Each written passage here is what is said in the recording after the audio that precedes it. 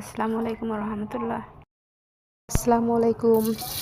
Hi everyone, সবাই কেমন আছেন? আমি আজকে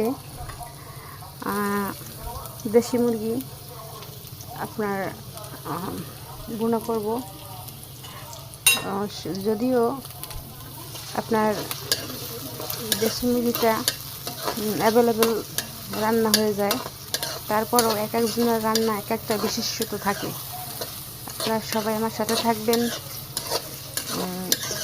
আমি আমার মতন করে যেভাবে রান্না করি এই পদ্ধতিটা শিখে নেবেন। তো আমি এবার লবণ দিয়ে নেব, তারপর হচ্ছে হলুদ, মরিচ, আপনার মশলা বাটা, এগুলো আমি সবই একত্রে দিয়ে নেব, দিয়ে ভালো করে কষিয়ে নেব। আমি লং, এলাচ এবং দারচিনি এগুলি সব একত্রে আদা রসুনের সাথে ব্লেন্ড করে দেই, যার কারণে খাবার সময় মশলাটা মুখে পড়ে না, খেতে খুব ভালো লাগে এবং একটা দারুণ একটা মাংসের ঘ্রাণ চলে আসে। এবারে 2-3টা তেজপাতা দিয়ে দিলাম। তেজপাতা শুধু ঘ্রাণই নয়, তেজপাতার আরও কাজ রয়েছে।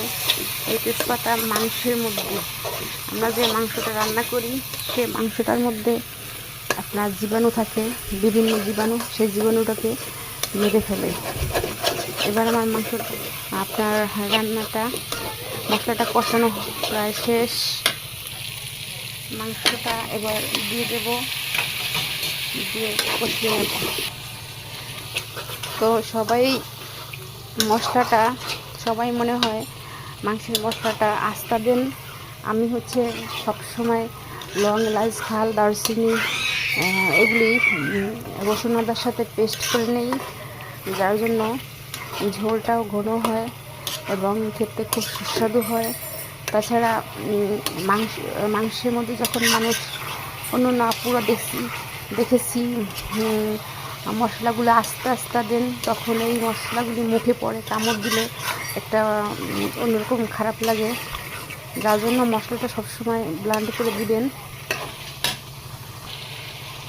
যদিও মুরগি গোশত ভুনাটা হচ্ছে অ্যাভেলেবেল হয়ে যায়, সবাই এটা করে দেখান, কিন্তু সবার কিন্তু এরকম কালার আসে না।